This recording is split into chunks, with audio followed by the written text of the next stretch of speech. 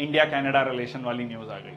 So being from Punjab, I have a bit interest in that, reading out that particular thing. चलिए, Canada जो कि UK की colony रहा है, बहुत बड़ी टेरिटरी रहा है और बहुत कम पॉपुलेशन है, तो हमेशा से उनको मैन पावर की जरूरत रही है। अब इंडियन आर्मी में, खासकर अगर मैं ब्रिटिश इंडियन आर्मी में बात करूं, तो ब्रिटिश इंडियन आर्मी में एक बहुत बड़ा चंक था जो कि सिख सोल्जर्स का।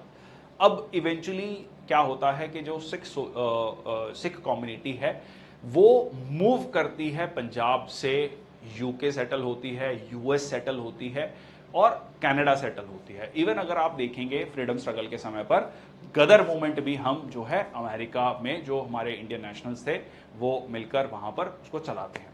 तो कुल मिला के ये एक हिस्टोरिकल रहा है that is a English speaking country, that is a Britain colony at one point of time. तो बहुत सारे लोग जो हैं पंजाब पर्टिकुलर रीजन से, और उसमें भी सिख कम्युनिटी जो है वो मूलतः काफी नंबर्स में ऑस्ट्रेलिया, न्यूजीलैंड, यूके, यूएस और कनाडा, जो फाइव आइज अलायंस है, जो जहां पर इंग्लिश बोली जाती है, वहां पर बड़ी संख्या में वहां पर गए। अब भारत देश जब आज़ाद होता है उसके बाद 60s में हम यहाँ पर ग्रीन रेवोल्यूशन देखते हैं, काफ़ी अच्छी प्रोडक्शन होती है, बट 70s के आखिर तक जाते जाते वहाँ पर खालिस्तान मूवमेंट शुरू होती है। और खालिस्तान मूवमेंट शुरू होने के बाद 84 और उसके बाद क्या हुआ, operation blue star, operation black thunder, वो कहानी आपको पता है। अब 70s, लेट 70s के बाद जो है बहुत सारे जो है सिख्स जो हैं वो कनाडा जाने लगते हैं, उनको वहां पर एक पॉलिटिकल असाइलम के रूप में जगह मिलने लगती है। ठीक है, जो भी जिनको लगता है कि यहाँ पर उनको खतरा है वो वहां पर जाने लगते हैं। उसके अलावा कहीं ना कहीं जो इन्वेस्टमेंट थी पंजाब में एग्रीकल्चर को लेकर ही रही है, कोई इंडस्ट्री या सर्विस सेक्टर बहुत ज्यादा डेवलप नहीं हो पाया। फिर पंजाब ने टेररिज्म का दौर देखा 10 से 15 साल, 84 से लेकर मान के चलिए 95-96 तक जाते जाते सिचुएशन नॉर्मल हुई। और इसी दौरान जो है बहुत सारे पंजाबीज, या कह लीजिए उसमें भी सिख कम्युनिटी के लोग बाहर जाते हैं, कनाडा सेटल होते हैं। अब फास्ट फॉरवर्ड टू 2020s, अब ये मूवमेंट को दोबारा रिवाइव किया जाता है, वहां पर खालिस्तान रेफरेंडम होता है, पॉपुलेशन काफी बढ़ चुकी है। उसमें भी जो ब्रिटिश कोलंबिया प्रोविंस है वहां का, वहां पर पॉपुलेशन ओवरऑल अगर कनाडा की पॉपुलेशन की बात करें तो 2.1% पॉपुलेशन कनाडा की सिख कम्युनिटी से आती है, सिख पॉपुलेशन है। और ब्रिटिश कोलंबिया जैसा जो प्रोविंस है, ब्रैम्पटन है, वहां पर आपको पॉपुलेशन काफी ज्यादा मिलती है। अब जो अभी की सरकार है कनाडा में, जो जिसमें जस्टिन ट्रूडो की जो पार्टी है, वो एक माइनॉरिटी गवर्नमेंट है। अब ये माइनॉरिटी गवर्नमेंट क्या होता है, जब पार्लियामेंट में आपके पास मेजॉरिटी नहीं होती और आपको आउटसाइड सपोर्ट मिलती है किसी पार्टी की। अब ये जो आउटसाइड सपोर्ट मिली है, ये जो पार्टी है वो एनडीपी बेसिकली, और जिसके हेड हैं जगमीत सिंह, जो कि कथित तौर पर यह कहा जाता है कि खालिस्तानी सपोर्टर हैं। और उनके लगभग 25 या 27 एमपीज हैं जिनकी सपोर्ट से ही सरकार बनी हुई है जस्टिन ट्रूडो की। अगर वो आज सपोर्ट खींच लें, जस्टिन ट्रूडो प्रधानमंत्री नहीं रहेंगे। लास्ट 2018 में भी जब जस्टिन ट्रूडो भारत आए तो एक कह लीजिए ऑफिशियली डिक्लेयर्ड खालिस्तानी को उन्होंने इवेंट में बुलाया, ना सिर्फ मुंबई में, 2 इवेंट्स में, मुंबई में और दिल्ली में। तो मुंबई वाले इवेंट्स की पिक्चर जो है काफी ज्यादा वायरल हो गई। उस समय पर उनको आनंद फानंद में ये कहना पड़ा कि नहीं, ये हमें नहीं पता था, और दिल्ली के इवेंट से उनका नाम काट दिया गया। ये पिछले कुछ सालों से वहां पर जो फंडिंग है वो चल रही है। अब इसी में हरदीप सिंह निज्जर जो है वो पहुंचता है, ठीक है, जो कि जालंधर का रहने वाला है।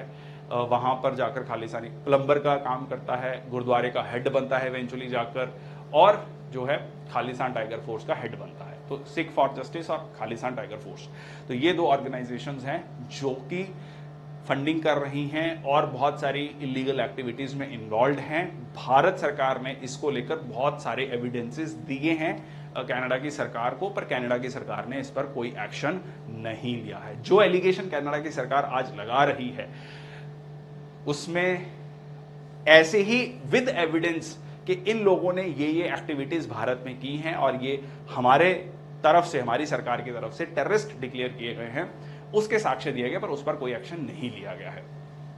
अब बात आती है कि उन्होंने जो एलिगेशन लगाया भारत सरकार पर, उसका कोई एविडेंस नहीं दिया है। अगर आप डिप्लोमेसी की बात करें तो कभी भी ऐसा नहीं होता कि प्रधानमंत्री किसी देश का अपनी सदन में, पार्लियामेंट में खड़े होकर किसी दूसरे देश पर एलिगेशन लगा दें और एविडेंस उनके पास नहीं हो।